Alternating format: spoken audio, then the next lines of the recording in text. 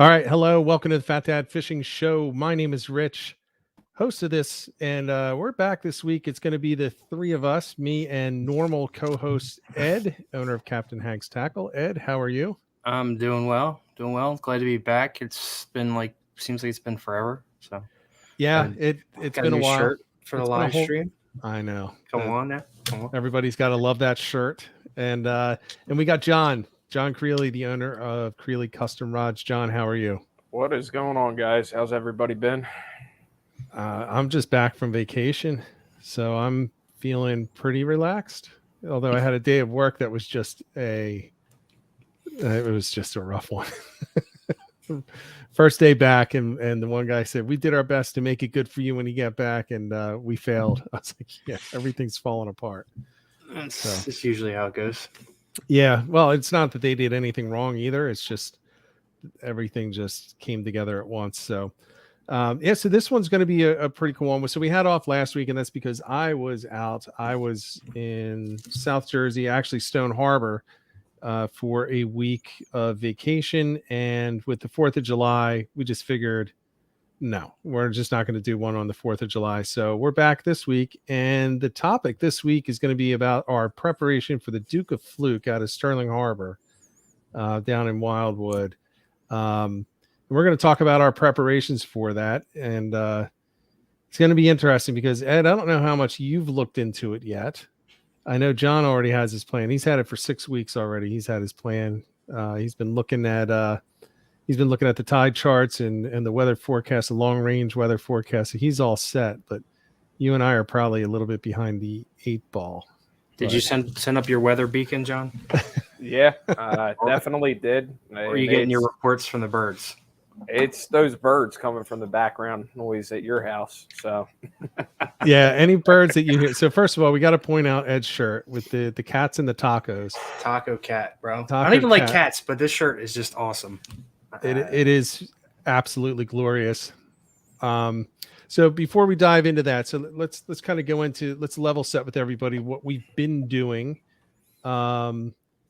over the past week or so, and so people will understand where we're coming from and how that might factor into what our plans are going to be. So like I had mentioned, I was down in Stone Harbor for the week. I did some fishing, but I did not do what I would consider targeted fishing. I was out on the water just to have fun. I didn't videotape the vast majority of it. As a matter of fact, I'm thinking about doing just a compilation video of stuff that happened during the week. And I think 90% of it is not me. It's boats hitting sandbars. It is people getting stuck on sandbars, jet skis on sandbars, a boat running up on a sod bank. Joe, I saw Joe Billups out there. We met up, and he caught his first sheep's head, and his reaction was amazing. He went ballistic as soon as he caught that thing. He's like, "Woo!" He's screaming, and all the boats around are like, "Way to go!" So, that, and then a couple of decent fish. But I spent the week not going to places that I would normally go. I went like an hour to 2 hours at a time. And so I just went close to, real close to the closest launch. And that's all I did. I didn't go hunting for the fish. I found some, but I really just took the week off. I just decided I wasn't going to video. Really the only video that I was doing was to get some targeted stuff to add to the flounder course. So maybe I'm at a little bit of a disadvantage. Let's just say hi to the people in the chat real quick. We got Billy, Rob. Hey, how you doing, Rob? Charlie. Yeah. Joe Billups, James Flynn, Heaven and L. And there's some others in there, but they haven't posted in the chat yet. So hello, everybody. Thanks for coming in. So that was my week, though. That was my week. So I went out. I did target sheep's head for a couple of hours. Ended up getting a decent one. Looks really small when you don't long arm it. But it was not a big one. It was a decent sized one. I actually ended up catching more striped bass and keeper sized tog when they're in season than sheep's head. They were just going crazy. The striped bass were going crazy. I mean, they were just hitting it, and this is interesting, John. The biggest tog I caught was about 5 feet down and 25 feet of water right on a piling. It was up top. It was literally right up top. And I was like, that's going to be a sheep. It was my first drop of the day. And it started pulling, and I was like, well, that's a tog. Pulled that thing right up. It was probably around a 17 and a half inch. Nice tog. Yeah, well, we won't get too much into detail because I'm sure that's going to be a subject in the next couple of weeks because we're getting back into that season here shortly. So, yeah, and I'm looking forward to it. Definitely looking forward to it. Oh, Lunchbox. Yeah, I saw Lunchbox out there. Still love that guy. Hey, John, good to see you. So I am gonna put a video out this week at some point if I can get some time to put it together, just showing those crazy things. But it's mostly not going to be fishing. It's just me screwing around on the water and watching people be dumb, watching people just hit sandbars. And I was doing some drone video for the flounder course, and it was low tide, and I'm just standing there at the launch. It's about 6:30 or 7 in the morning, and a pontoon boat goes flying by. And I'm like, well, screw the course. I'm going to follow this with the camera because I know it's going to hit something. And I was right over top of it as it hits the sandbar. The guy gets off he tries to back it off the sandbar. Then he gets off and tries to push it from the front backwards off the sandbar. And I'm just hovering right over him. He didn't hear it though. I just kind of came lower, hoping that he'd look up and smile or give me the finger. But I was running low on battery and had to come back. But that's the kind of stuff that's going to be on it. Ed, you've been out on the water a couple times, right? Past week? Once. Yeah, once. And I got a parking ticket, so I was a little bit pissed, and I haven't fished since. I've been busy though. I had a bunch of jig orders and stuff. I'm just trying to finally got everything done and caught up so I can focus on, this week. Got to take care of the customers. Yeah, absolutely. If I couldn't buy cool shirts like this without you guys, exactly. I'm just looking at that shirt and I'm like, those are my jigs right there. You gave me jigs. I gave you that shirt. You didn't pay for jigs. Oh, I still owe you some. In my defense, when I left, you said, don't send me anything then. Send me this much or don't send me anything. I was like, I'm not sending you anything. And then I forgot. So is that what I said? I don't even remember. I'll Venmo you tonight. John, don't worry about it. John, were you out on the water at all? July 1st is the last day I've been out. I went out with a guy that's been following me on Instagram. Going to make him a Fat Dad Fluke stick, actually. Nice. He's a kayak fisherman. South wind killed us again. I mean, I don't even think we should have been out there because that wind was cranking that day. But it was a lot of the shoobies, as Ed would put it, out there on the water that day. I mean, they were back in Patty's Hole and they were going back towards the flats thinking they were going to find fish and just getting stuck. Those are your kinfolk, aren't they, John?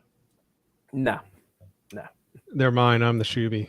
I was out there the one day and an armada of Avalon Yacht Club sailboats came by me. I mean, it was must have been like 30 little sailboats all around me. Yeah, but it was pouring rain that morning, so there was nobody out but me for the longest time. And then this just whole bunch of sailboats came by. Yeah. All right. So that's cool. So the Fat Dad rod, is he getting the spinning one or the conventional? Conventional. I still don't know if we're doing the acid wrap though, because we made an acid wrap style for Tad, and that seems to be a better advantage. So, that's preference. Whoever wants what will do it up. So yeah, that's awesome. That's good to hear. Yeah. I actually put the flounder course on sale for the 4th of July week and got a bunch of people went into that, and I've already gotten some really good feedback. One guy finished the course on the second day. So that was it's nice to when you put it up on sale and get some feedback. So thank you to those that bought that if you're watching this. All right, so let's jump in. So hey, 609. What's up, brother? So let's jump into this. So you had talked about that south wind on the 1st. So that was a Friday. And I got down there on the 2nd, which is a Saturday. The rentals go Saturday to Saturday. And man, that water was dirty. But I'll tell you what, the last day I was out was Friday, and the water was so clear you could see down. There were guys that were they were spear fishing near me, and we were talking. I mean, they were just on different pilings, and they're in 25 feet of water, and they're just kind of looking down with their mask from the top, and they're almost seeing the bottom. And I'm seeing my line down at about 15 feet. I'm still seeing my my jig, my Captain Hank's jig head with the sand flea on it. So I mean, it cleared up, and that was not. I don't know why. I don't know why it cleared up, because the day before it was terrible. It was absolutely terrible. Like, you had to hit the fish on the head to get something to bite. Yeah, and that was a lot of the problem that we had. So we launched at like 5:30 in the morning. I wanted to get there for the incoming tide. Well, let me tell you, that ocean water's still cold. And a guy from work told me that he struggled this weekend out on the reefs. He's saying the water is still cold. Well, it was cold in the back. It was weird because it was colder down south where I was. I was showing 62 degrees. Yes. On the incoming. However, when our house was on the beach, and when I walked down to the beach, it was not that cold. So I don't know what the hell was going on, because it was nowhere near that. It had to have been close to 70 down on the beach, but it was really cold in the back. I think it's maybe you're just not getting enough sun to really warm it up back there. And that's there was what I'm a lot hoping. Of clouds. I'm hoping for that this week. I think we're going to get that warm up that we need. Because like I said, I think we started out at 5:30, 77 degrees. And then when it was slack high tide, it was 65. So a 12-degree drop within just a half a tide cycle. Yeah. It's pretty drastic. Well, Nick Devereaux saying that the steady south wind is going to shut down that bite. Yes. Because it causes the upwelling in the colder water. Yes. I didn't know that. I just know that south wind just tends to really, I mean, we saw it in the Grassy Sound tournament. The afternoon bite, it just shut down almost across the board. Nobody was getting a good bite in the afternoon that day, and it was a pretty steady south wind. So, yeah, that's what Nick is saying is absolutely 100% true. It brings that upwelling. It gets the water colder. It also pushes all that dirt off the side bank, makes the clarity messed up, and that's why your bite shuts down immediately. Yeah, that's how it was for Grassy. The morning was beautiful. Water was clean and clear. Yes. The incoming tide was chocolate milk. Well, so let's talk about this tournament coming up. So we got one thing working against us is it's a late start. You have to be there in person at 7:30 for the whatever, not the registration, but the captain's check-in, not the captain's meeting, but whatever, the check-in. And then you can go hit the water, which is, I mean, for kayak guys, no one's going to be launching right there. So now you got to jump in the car or jump in the truck and head to wherever you're going to launch. So it's a late start, which is, I never like the late starts. John, what's the wind looking like? Northeast till 12 o'clock. And I mean, when I say northeast, maybe 3 miles per hour. That's it.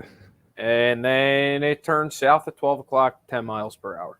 So what's the tide at 7:30? Incoming, I think slack high tide's 11:30 for where I'm going. You already know where I'm going. And I'll put it out there. Stone Harbor area is where I'm going to be fishing. Ed and I haven't decided where we're going, but okay. So we're going to be close enough that we're all going to be in this essentially, within a half an hour on the tides. Yeah.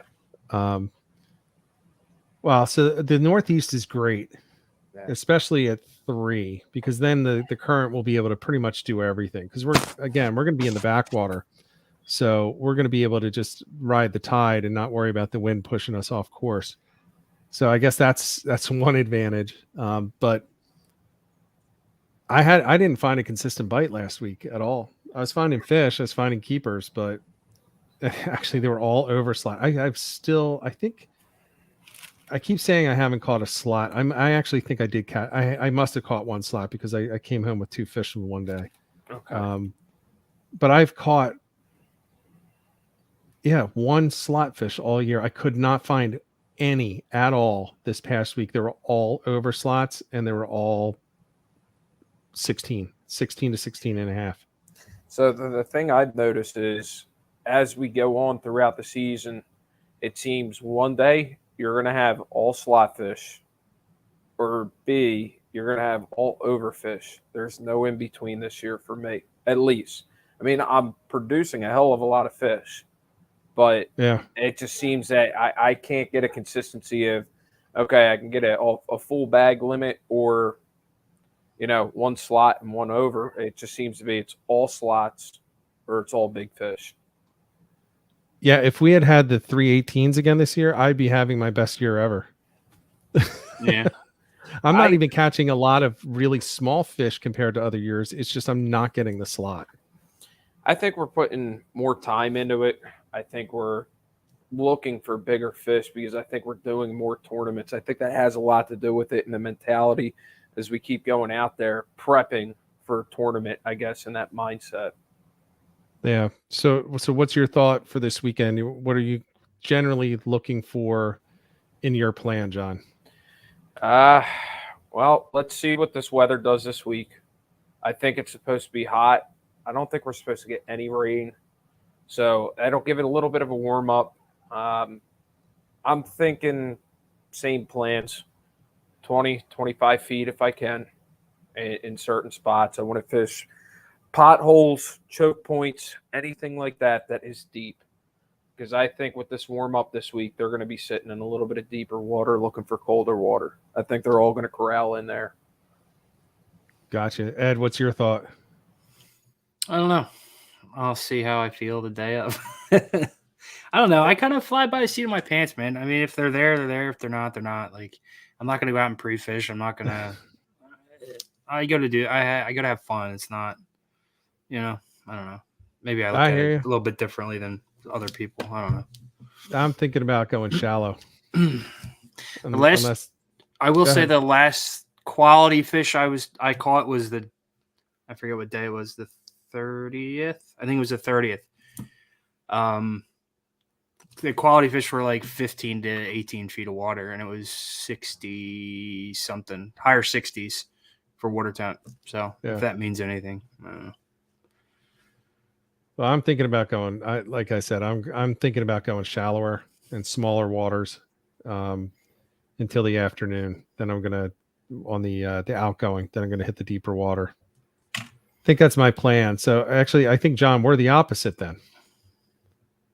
Yeah, I'm gonna say we're opposite. This whole thing. And then eventually we'll meet up with John, and he'll tell us how he got almost run over again. And John getting in fights with the boats. Yeah, that's all right. I got Tad with me this time, so be prepared for this one, John, because last time you looked like a corpse, and this is a longer day, so be prepared. Nah, I got the tides working with me, so I won't get burned out as easily towards the end. Yeah, it's going to be a long day. I'm interested to see anybody who's in the chat or later watching, put in the comments if you're going to be fishing this tournament. I think it'll be, like the last one. The best part for me was talking to everybody out on the water and afterwards. But John, you're not going to be in any condition to talk to anyone afterwards because this is a longer day than Grassy Sound. Yeah, it has a little bit. Look for me. I will have the Taco Cat shirt on after. All I'm saying, if I got a contending fish, I'm not driving. Thankfully, I will be partaking in drinking. All right. Oh, okay. So you roped Tad into driving. Kind of. It was the plan when initially the captain's meeting was mandatory. I was going to drive down Friday. Yeah. And then he was going to drive down Saturday. So. Gotcha. So he's just stuck with this Saturday. I actually have to go and register in person on Saturday. So I'm going to have to get up at like 4. What's that? I'm down Friday night. You could probably get a hotel up here on 30 for probably $30. Yeah, they're not. They're like 160. By me, not down there. I go ahead and look at those. They're like 160 per night. Even up here? Wow. Yep. You can go stay at the hourly special hotel around the corner from me. So you know what I could do? I could just go down and sleep in the truck. I could do that. I've done that before. I thought about that. Yeah, I mean, I used to do that all the time when I was younger. I would want to go down, but I didn't want to go to the family house because then I had to, do what Dad said when you're a teenager. So they'd be down at the shore, and I would just go down with my friends, and we'd go in different cars, and we'd all just crash in our cars. So I can say that now because I can't get in trouble. I'm too old for it. So. Joe, I am legit wearing this shirt to the award ceremony. He said he's gonna have people looking for my shirt. I am legit going to wear it. Yeah, I'm unfortunately I think he is gonna wear it.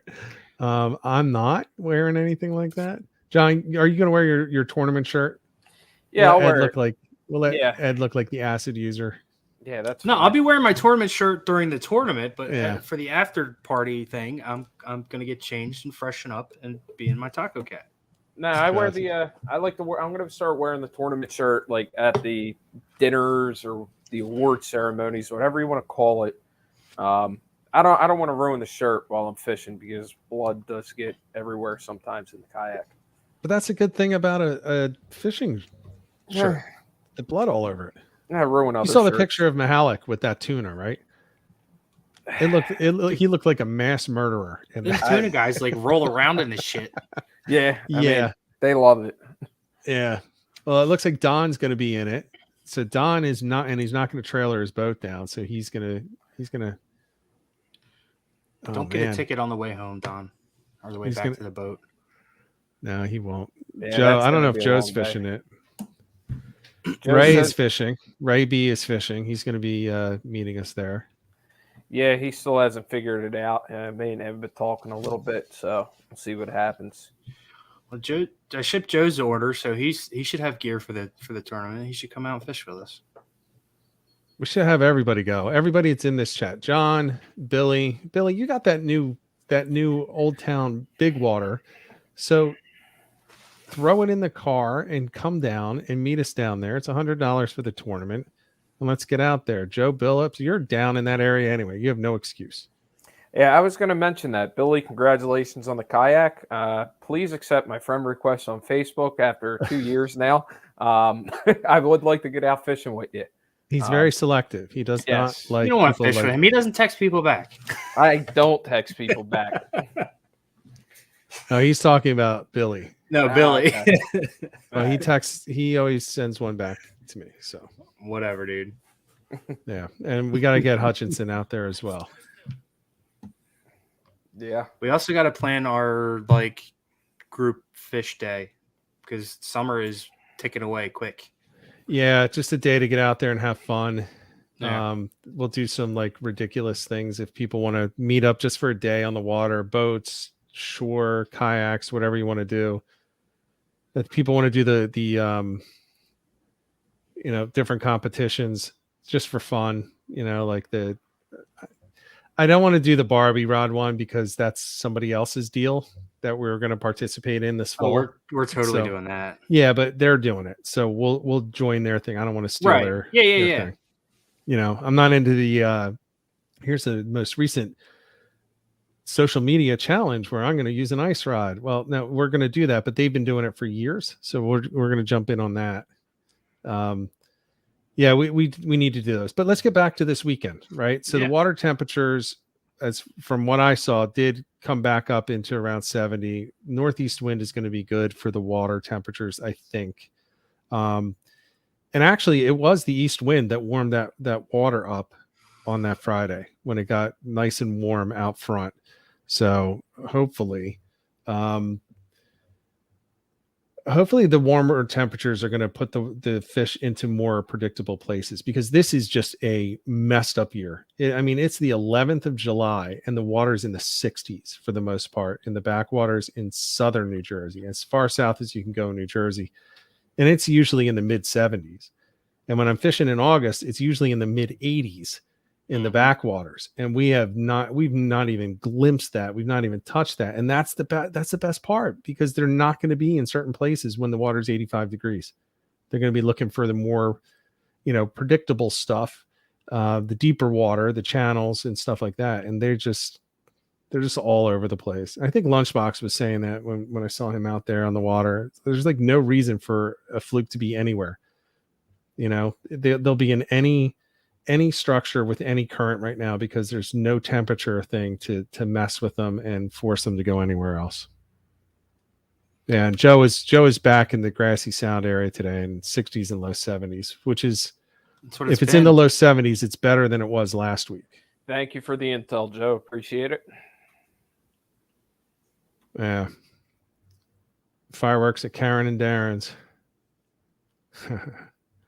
We didn't get to go out and do our Karen and Darren thing. My entire vacation, I planned on like seeing a whole bunch of people, and just didn't work out. I was, which is good. I mean, it was good in the sense that my 18-year-old son and my 20-year-old daughter were down with us, and they wanted to do stuff as a family at night, which anyone who has kids that have hit their teens or older know that never happens. Well, it happened for us last week, so I wasn't going to give up that time to hang out with the kids.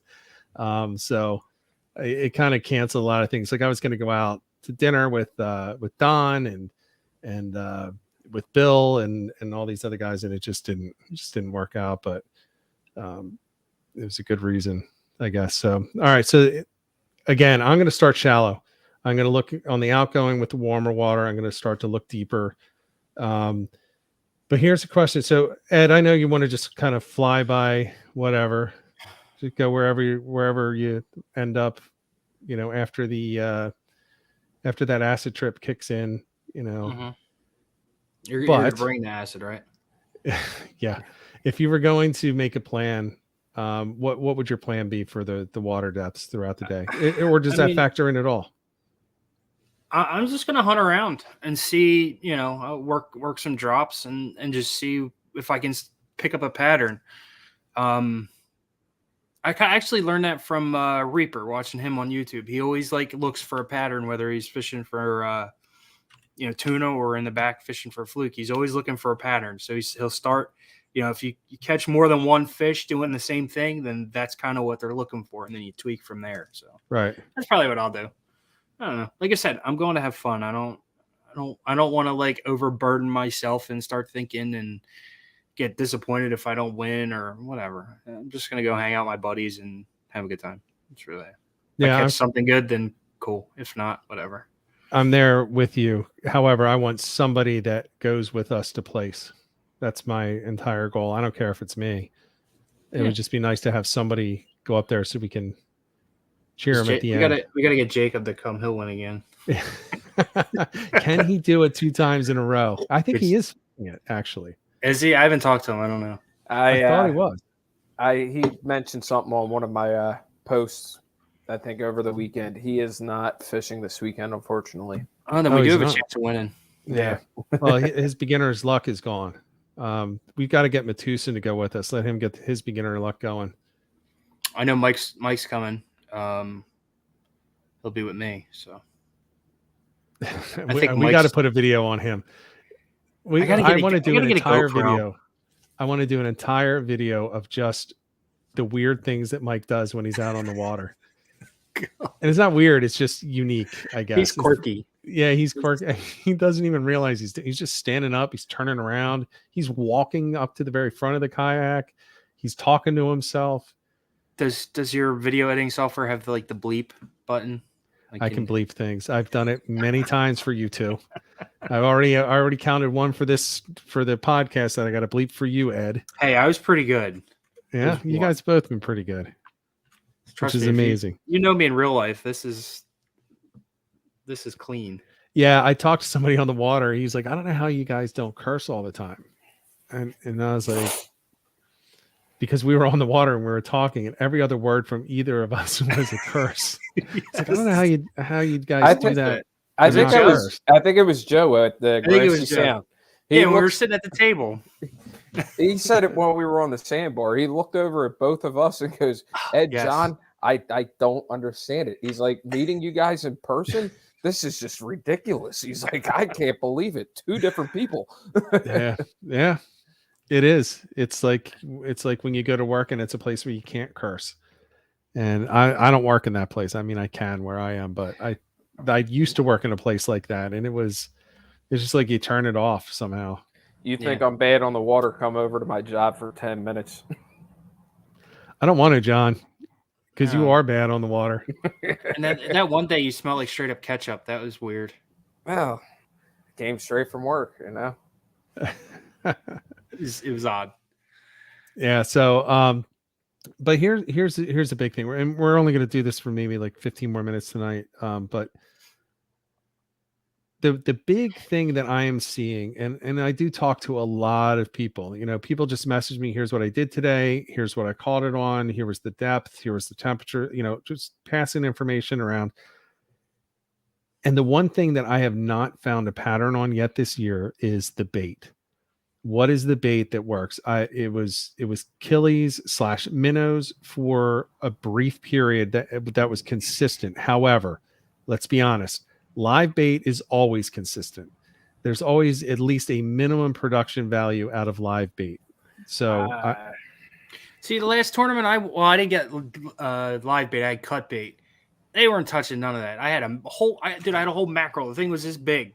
I'm cutting strips off it with a scissors. Nothing. Yeah, but I'm talking live bait. Squid, nothing. Like spot and Killies are always going to get something. I think it's too early for spot though. No, I want to back that up for a second. See, I'm going to disagree with you on this, Rich, because there's been days where I will throw Killies down for 3 hours, won't get a single bite, and then I'll finally put a piece of gulp down the right color, and that's all they'll touch. And then it'll be the next week they'll only touch the Killies and they won't touch the gulp. Rich but what I'm saying is across the course of a season, if you could, you are always going to be able to produce on live bait. Yes. But what I'm asking is, okay, let's leave that out. Let's leave the minnows / Killies out of it. Okay. I haven't seen anybody with a consistent pattern. Remember 2 years ago was all the orange salmon or the salmon red. Yes. Okay. Right. And then it was all the jerk shads. And then it was fire tiger. And then it was the new penny shrimp. I mean, 3 years ago, new penny shrimp, I think it was 3 years ago, was insanity. Yeah, I mean, it was, you're catching, backwater doormats on 4-inch gulp shrimps in new penny color. I don't see any of that consistent at all this year. And I have tried literally every color. And I've talked to dozens of people, dozens of times each, and there is nothing consistent coming out of it. Let's I think John Skinner needs to make a phone call because it's like usually when the hot Skinner color is what works. Have you noticed that? I don't know. I actually don't watch his stuff a lot. Oh no, no, dude. When the orange ones came out, the salmon, you couldn't find them anywhere. I still swear by that color. I never caught anything on it ever, and I went through packs of them. Nothing. I like orange. I mean, I like orange bucktails too. Actually, orange silicone is good. I don't like an orange bucktail, to be honest with you. I don't know why. If I could jump in, Joe's saying a chartreuse pepper neon. Joe, are you reading my text messages? Like, do you have a tap into my phone? So that didn't work for me this past week. So I want to back up 1 second because you bring up a valid point with the colors. Have you noticed too with your constant wind changes throughout the day? Do you think the water clarity being changed throughout the day could be changing that color bite too? But I think it can. And to go to Diesel's comment, white. When the water is stained, I do tend to go back towards. I usually start with white and new penny. And I will go back to white if it starts getting really stained and really murky, which it has been lately. Some of those colors, like if you look at the Northeast, what is it? The Malone? What is it called again? Oh, Ghost Malone. Ghost Malone. Yeah, Ghost Malone. Yeah, like Ghost Malone. Yeah, you would think going with those darkers. I actually don't go with the darkers when it gets murky. I go with the lighter. So I go with a bright pink. I'll even switch off of the gulp baits and go to the Zoom flukes, the pink Zoom flukes, which are, the weak fish things. And those work awesome for flounder when it's murky as well. I use those in dark. See, I always thought it was the opposite. In the murky water, you want a darker color because it plays off the shadows. Yeah, it does. But for some reason, the white just seems to produce. At least I think it does. This is what I'm going to be fishing. I got some custom stuff coming, but it looks like you got a clown on there. This is a killer, man. These grubs, a friend of mine makes them. He owns this bougie bait company. He made me a custom order for this tournament, so I'm pumped. That is a colorful rig. Hello. I was gonna say it looks like your shirt. Dude, the last time I fished, I tied on every colored jig head I had in my box, and that was what they wanted. I don't know. I tried everything, every color combination I could think of. Well, even Mike was struggling on his little jerk shads, and he usually kills on them. So, and I'm not bashing it because I think you also know that I use the chartreuse head with the white and the green and the pink all in the same thing. I do it as well. That just looks particularly bright. Maybe it's because it was against the background of your shirt. So I'm not knocking it. I do love chartreuse as a color as well. But, Ed, you can vouch for this. Anytime I place an order, you say what color, and I always say white with, and it's either pink or green. And that's typically what I go for. Every once in a while I get the chartreuse heads. Well, how about them new Shepherd jigs, man? Them new colors, the Nature Boy series. So those worked really well. I could not keep the striped bass off of them. I caught several striped bass on those Shepherd jigs. I caught a lot of tog on those, and I caught the sheep's head on those. I really like them. I mean, there's just something about those hooks, man. I don't know what it is, but they were just catching everything. And I was using, for the most part, the darker ones, the black with the silver flecks. You haven't even named these colors yet. No, I have no names for them. This is a whole new line of paint that I came across. So, I think I've made a few bucktails with them. Don's order is got all the new stuff. Yeah. I was very jealous of that order when I saw it. Those are some nice looking jigs that I just sent them out last night. I don't even have them here anymore. So I'm interested to hear Don's review on how they work, how those color combinations work, because those look so awesome that I kept asking myself, okay, is it catching me or is it going to catch the fish? Because those are just beautiful and I just want them. I just wanted that order. So I'll just touch on it real quick. Don we did a sand camo. It's a sand camo head. It's got a white belly and the deer tail. So on the back of a deer tail, they have the brown, and then it comes up into like an orange, and then it like fades out, which most bucktail makers throw that stuff away. It's garbage. So we tried some jigs with those, and then I got a sardine color I'm working on. See how that one comes out. Yeah, never underestimate the power of brown in a jig. And I remember talking to Antonio, and he's like, I literally throw those out. He's like, I just cut the white off or whatever color. And he's like, I throw out this was years ago. He's like, and I throw out all the brown. I'm like, well, make some brown ones and give those a shot. And the reason is brown doesn't change color underwater. So there are certain colors like orange that as a fish moves closer, the color shifts. And there are a lot of theories out there for why certain colors you'll get a chase and then it'll peel off at the last second. And I've been trying to figure that out with all these guys that do those underwater videos of the fluke. And I'm looking at what what color are they using on the gulps and what color bucktails are they using to see if I can find a pattern of what they peel off on. But the colors do shift. There are certain colors. I believe it's orange shifts to a different color. And I believe, if I'm not incorrect, I think blue changes. So blue will go to like a black. So it'll be blue, and then as they get closer, it just changes to black. I'm not sure about that one, but I know that they do change. Some different colors do change when they're underwater, but brown does not. Well, to touch on that, I had guys order tog jigs that were pink and blue, hot pink and blue. Yeah. They said that I forget the exact reason, but they said that they don't really change color when they get down to like 80 to 100 feet. Yeah. So there's something. Yeah, John's got some. Yep. All right. So the blue's not the one that changed. I don't remember what they were. It's been a couple of years since I was looking at those, but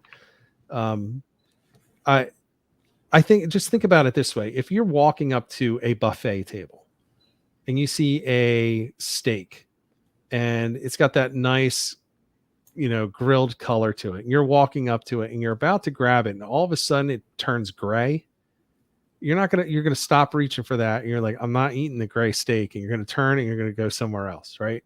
Just imagine the fish coming up on that, and they see it and they're like, okay, that's the color I want. That's the color I want. Whoa. No, there's something wrong here. There's something hinky. Things don't just change color like that. So it peels off. Listen, if my steak does that, I'm going to probably lay off the acid. Well, with the shirt, I think you've committed to that life now, man. But then, so Elle is asking, do you ever fish more natural color bucktails? I do, and which is why I go more with the whites. But I do love the white with pink and the white with green. I don't know why. Mm-hmm. I love those, and you probably always see them in there. Now, the one thing I will say about the colors that I haven't gotten a good answer on is all of these tests that I have seen are with cameras going underwater and moving through the water and showing how they shift. I don't know that we really truly know what a fish sees, right? Who's to say that they see colors the same way that we see colors? I don't know. Somebody way smarter than me may be able to do that, but right. Like, how do they figure out dogs are colorblind? They can't talk. I don't know. Like, you know what I mean? Sometimes I wonder about stuff like that. Like, how does that work? Yeah. Well, that's what happens when you're doing acid. You just wonder about stuff like that all day. Fun fact, I've never done acid ever. Thank you. Good for you. Real quick, fish are colorblind too. So that has a little bit of the factor with the color spectrum. You're saying they are? They are colorblind. Did the birds tell you that? Yes. I hear the birds. The government birds. I don't know that they're colorblind. I don't think that's true. I have a friend that's good people with over at the Camden Aquarium, and they're a biologist or something. I don't know. But all right, so that does lend some weight to it, except it's the Camden Aquarium. I mean, nothing good ever comes out of Camden. It's Camden. Come on, man. Nothing good happens over there, John. All right, well, so we'll look into that. I do like the natural colors. I do really believe in the match the hatch approach, and I think that the whites do that. That's why I love that new penny color, because that does match a lot of the fish that are down there. What's the other color? I had high hopes for the mackerel color, and every time I fished it, nothing. Love it. I had such high hopes. That looks like such a good color combination, but I have not caught a damn thing. I don't know how. I really don't. That and natural shrimp is by far the best color out there. Yeah, the more natural is I think always worth going. So the match the hatch is a good idea. I always have to say this though. It's good to match the hatch, but if you don't have something that's going to distinguish your bait from the hatch that's all around it, there's no point. Like when I was going Raritan Bay fishing for striped bass, and the bunker pods, they were like a half a mile to a mile wide, just coming through. And people are throwing in those big storm lures that looked exactly like a bunker. And I'm like, why? I mean, they're just going to pick your one out of the 10 million fish that are right in front, little bunker that are in front of it. So I'm throwing out those bright yellow ones, or I'm throwing out the ones that were all white, trying to get something different and not the natural looking storm shads. And I did really well. Now, a lot of people did well, but I think when you have so much bait in the water, which you do have right now, I will tell you, there was so much bait in the water this past week. It was ridiculous. I mean, it was just piled along everything that I could see. And again, the water was really clear that one day, and it was just bait fish all over. So you need something that's going to stand out. And that's where I think match the hatch maybe doesn't always mean color. It doesn't always mean size. It means generally match it and then find something that's going to help it to stand out.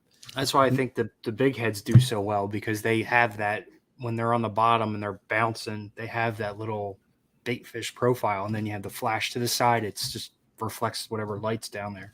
I love those things. I can't even. It's crazy how good them things are. Never did I think a bucktail would be that good. I'm proud of that one, man. Hell yeah, that was a good collaboration. Mm-hmm. I don't know why people aren't using that all the time. John, are you even using those yet? That's all I've used all season. The big heads? Okay. Yeah, I have not used one damn ball jig all year. I was using them this past week because I found that they are easier to get down in a heavy current. The ball jigs, you don't have to use the heavier weight for it. Although that could also be because I was fishing single hook with the ball, and I was using a high-low with the big heads. So I'm adding extra drag. So maybe there's a little bit, maybe it's not what I thought it was, but I absolutely love those jigs. That style is awesome, and I'm never getting hung up either. Mm-hmm. Never getting hung up. I'm hitting the sticky bottom, but I'm not getting like piled into it where I can't pull it off without breaking the line. Yeah, because they stay with the angle of the hook eye, and the way it's set up, they stay level, and they come up and drop down. There's never like anywhere for the hook to get locked in. We should talk about making some of those weedless. Like with the we'll talk about it. I have problems with weedless, although there are some times where it's really good. But I have some problems with those things because a lot of times those little wire things, they get stuck on the barb, and it's impossible for a fish to get its mouth to push it off the barb and actually get the hook. Okay, so you're talking like a wire. Yeah, the wire. Because like the freshwater guys, they use like this real stiff bristle, like from a push broom. Yeah. But then you have to have a hole in the head of the jig. I don't know if I feel like getting into all that. Yeah. So Ella's asking, when you use bucktails, do you like them with flash on them? And what kind of flash, the crystal flash or the flashaboo? I personally like the flashaboo, although crystal flash is good too. But I like if I have them correct, the flashaboo is the thinner nylon strand that's kind of like a rainbow, right? Hang on. So anyway, I'll tell you this. When Ed and I were working together on designing some of these bucktails, the fluke tail and the big head jigs, we did talk about one of the things that they all come with is a flash on the side. Just a couple of strands just to add a little bit of color, a little bit of flash, so it's not overwhelming. But yeah, I'm a huge, huge believer. So it's not going to show up real well, but this is flashaboo. It's a wide, flat. Yeah, it's not going to show up. Yeah. Okay. So it's a wide. It's a flat, like a tinsel, almost like Christmas tree tinsel. This stuff is crystal flash, and it's like that's what I love. Crinkled. Love that stuff. I use either or. I have really no preference. I think the flashaboo is prettier, like it's more attractive to the eye. This stuff I found, I think, reflects more light, but crystal flash works good too. I love the crystal flash, and I love the rainbow crystal flash on any one that I in the past when I was tying my own, it was always the rainbow crystal, so it wasn't like the red that you had there or the orange or the rust. It was I would always use the rainbow because it would get the little different colors that would hit it right. I have the rainbow. I usually tie that with green. It plays well off of green. I love Diesel's comment. The flavor of squid. He says, "No flash, no bling. Did you ever catch a squid wearing a golden necklace?" Maybe I have. I have not, but I have caught a lot of fish with the flash on it. And then I definitely have. Do we find the crystal flash gets wrapped around the hook? No, because I do not let it get that long. I will trim it. I trim it just to the end of the hair on the jigs, so it kind of keeps it in check. And then also the way I tie it in, that's kind of a off live stream type conversation. Text me later, Al. But the big thing is, I think you can overdo the flash. Absolutely. Right? So when we were talking about it, you only put 2 strands in the Fat Dad jigs because we wanted it there, but not overwhelming. All it is to get something to catch its attention and not dominate the colors and the action of the lure itself. It's just to pick up the attention. It's not what's going to draw it in. Yeah, I think it's more just especially with like I was saying, this Flashaboo, it's an extra flash of light. Like I'm sure you've seen schools of little peanut bunker and stuff like the silver sides. When they swirl, you can see, flashes of silver. So I think having something down there that's silver, and as you're jigging, it can only help. That's when you want the Flashaboo, when you want it to look like that, because you get a really nice solid flash on those. Yes, I mean even the crystal flash will reflect light. But it's more like a flicker on that, where the other one is a big flash. It's much more subtle. Yeah. But I mean, I made a local guy. They fished a tournament. I made him some bucktails with silver sides, and he ended up winning the tournament. That's actually the first tournament win for Captain Hanks. So it's very pretty nice. Cool. So Caleb had a question: when do you fish undressed round jig heads, meaning captain's balls? The balls. Whenever I kind of feel like it, I have 2 rods. I usually have 2 rods with me, so I'll have one rigged with a bucktail and one rigged with a standard, jig head.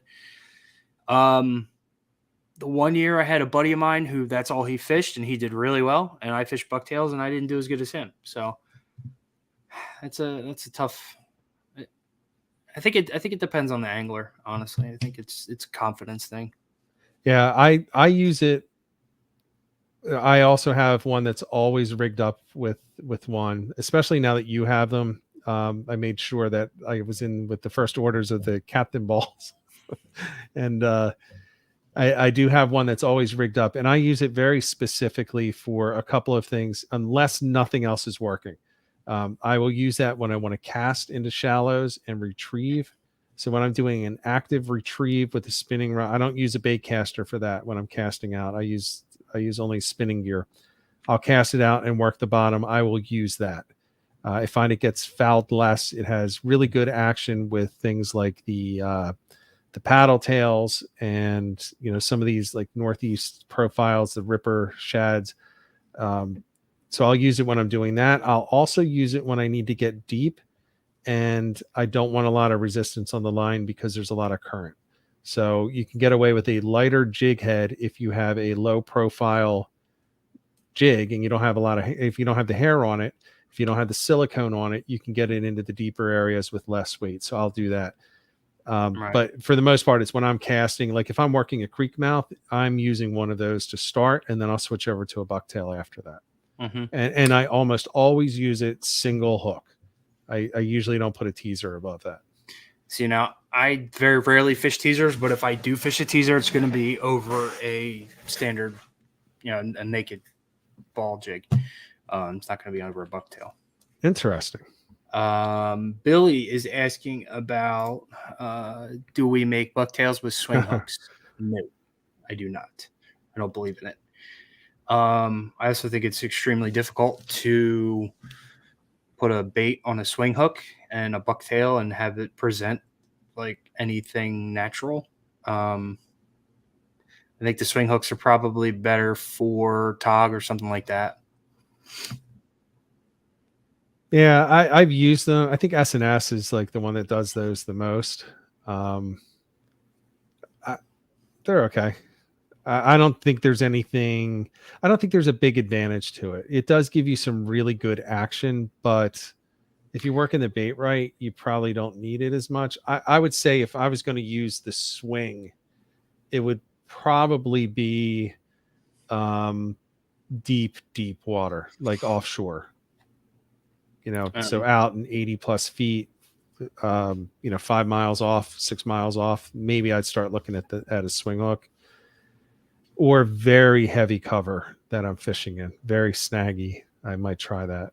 Although I think the big heads actually would probably work really well with that, because they present like the tog jigs. Yeah, I'm working on some things with these big head style. So yeah, all right. So no one's using swing hooks inshore. Nick's using, so Nick's doing what I'm doing. Deeper water, you get more action with less effort. See, now I'm gonna argue that. I'm gonna say a bucktail, or not a bucktail, but a jig head with silicone skirt. It would be better than a swing hook offshore, because that silicone. I don't know if you've seen silicone skirts underwater, but that stuff just floats. So I like silicone. I prefer bucktails for 99% of what I do. For those that don't know, I've been bugging Ed to start using silicone for about a year now and start offering. Now he is. I'm so excited. And then, of course, I bought them, and then I didn't get to go on that trip. So I was sitting in my box, the 2 ounces. Mm-hmm. I got to get some 1 ounces from you so I can use those. They're good. They're just not. I can't think of a time that I've actually in the inshore where I've preferred to use the silicone skirts over the bucktails unless there are a lot of bluefish in the area. And then I'll always go to silicone because they'll stand up. My last trip, I was in the back bay, and that's all they would hit was that silicone and this pink thing. It was one of the I can't even. Yeah, I can see it. Yeah, that's all they would hit. I couldn't get them on a bucktail or anything. Well, there you go. So I guess if you have time, can you put silicone on a big head? I don't think they would work. Damn. I could try. We could try it. I mean, I'll make you one. I don't care. Let's give it a go with a few 1 ounces, and I'll just add it to the Venmo I'm sending you. Whatever. I'm just messing with you. I don't really care. I know. I'm just hoping you have enough time before this weekend. All right, I gotta make stuff for myself. John, what are your final thoughts for this weekend coming up? You seem to declare that you're going to be the most prepared and best planned. I'm not prepared. I'm planned. I think I'm prepared.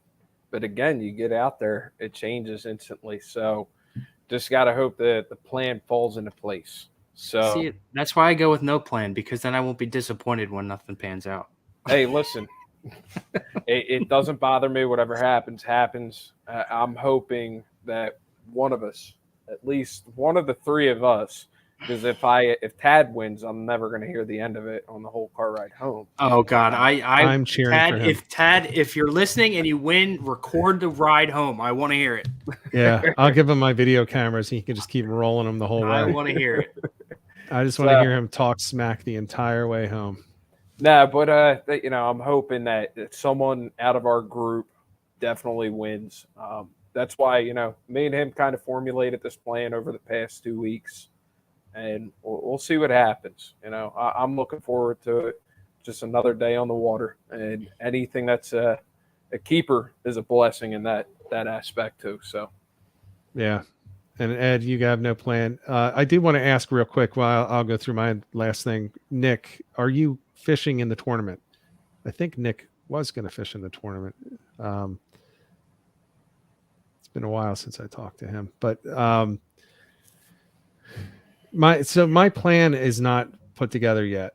I have a general plan of what I want to do. I don't know where I want to launch yet, to be honest with you. We were talking about the one spot that we typically launch from just because it's easy. And now I'm thinking that might be my third spot that I would want to launch from. Part of it is because I fished launching from that spot for the past week straight. Now I didn't wander far from it. Now, but is that where we launched for Grassy? Yeah. Okay, so that's not the spot I'm talking about. I know. Okay. I know. But that was the spot that I was originally thinking about, but I don't know if I want to do it just because I've been there so many times. Not that we would actually be fishing there, but even just launching from there. I've literally been through there, a number of times in the past week. I think the other spot, because remember that creek we found? They were like, oh man, this is probably really good. Yeah. On the way out. Yes. I don't know. Something about that it's kind of drawing me in. And then there was the other creek that went off to the right and up and in. I don't know. Yeah. I don't know. Well, I will say this. The spots that you're talking about are in the flounder course. John, the spot that you're talking about is in the flounder. Oh, no, it's not in the course. Bring it. Wait, it is in one of the videos, though. Don says, hang on. Don says we have to bring on live fish to qualify for biggest fluke. That's fine. Anybody can use I have a stringer that'll keep it alive all day. That's crazy. It's easy as long as you keep in mind that when you're pedaling a kayak, you need to not go too fast when you have a flounder on there. Oh, it'll drown it. I did fail to mention that if we are actually in distance with each other on Saturday, the guy that I fished with, Josh, he had this bag. It's a culling bag that you can put on the side of the kayak. He told me over the phone, he's like, dude, you can fit my husky in this bag. We can fit a big fluke in that bag. So if you guys are close, just reach out. We'll put it in the bag. Yeah. I mean, I had the one that and I wasn't trying to keep it alive. I just put it on the stringer and it was alive for 7 hours. And when I beached the kayak, it's flopping around like it was just put on there. So you just got to be careful how you do it. You can't go straight. You can't put it through the way that you normally do through the gills and expect that it's going to live. Everyone thinks you can stick your fingers in the gills and it's okay. No. You put a stringer through there, it's going to kill it over time. It is going to make it bleed. It'll actually make it bruise if you do that. So I was not aware that you need to have a live fish to qualify for the biggest fluke. That's odd. I did not. If that's a rule, that's bogus. I did not see that in the kayak rules. I'll go back and double check. Well, Don, thank you for mentioning that. I will say Don has a live well, so. Yeah, I mean, boat guys, that's no problem, but. Well, it is a problem because he's going to have all his spot in there. He's going to be throwing the fluke in there to eat all his bait. You can only eat one or two. I don't know. No, Don's planning on getting a 30-incher. I can eat a few of them. I think Don said he's going offshore. I'm sure he is. So I've gone through the plans. I haven't picked the spot yet. I'm just hoping that somebody ends up that I know, placing. That'll be awesome. It'd be nice if it were me, but I don't care. As long as somebody does really well.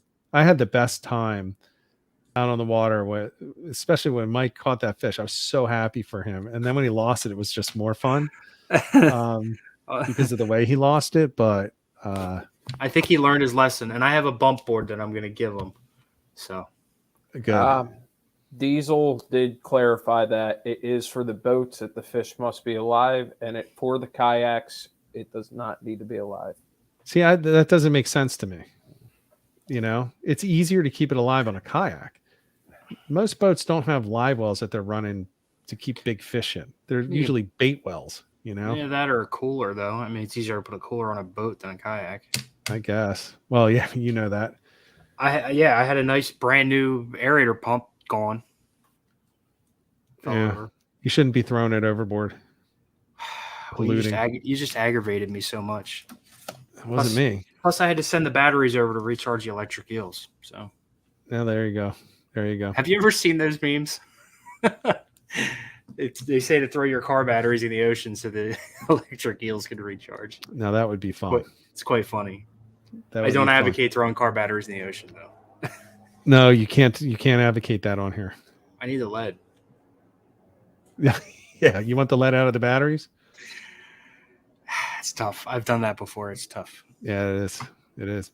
All right, so I think we got it covered. So gonna get out there this weekend. We're gonna hope that somebody places.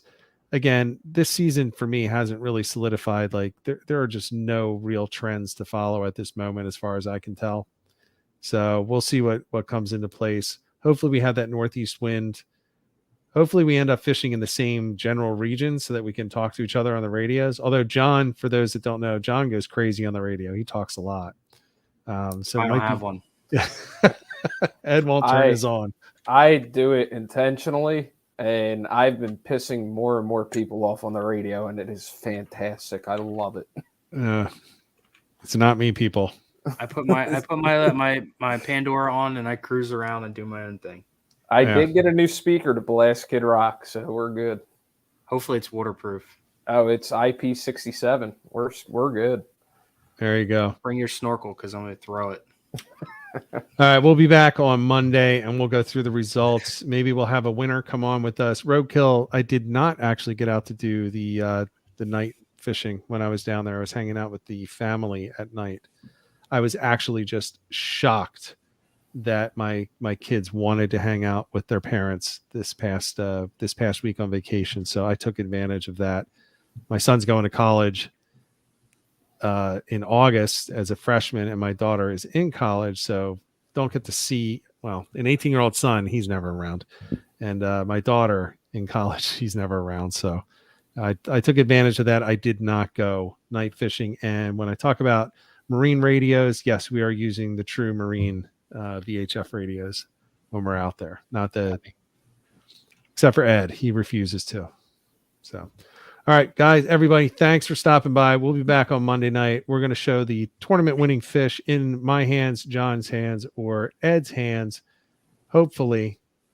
And if not, maybe we can get some good excuses going. All right, guys, thanks a lot. We'll talk to you next week. Take it easy. See ya.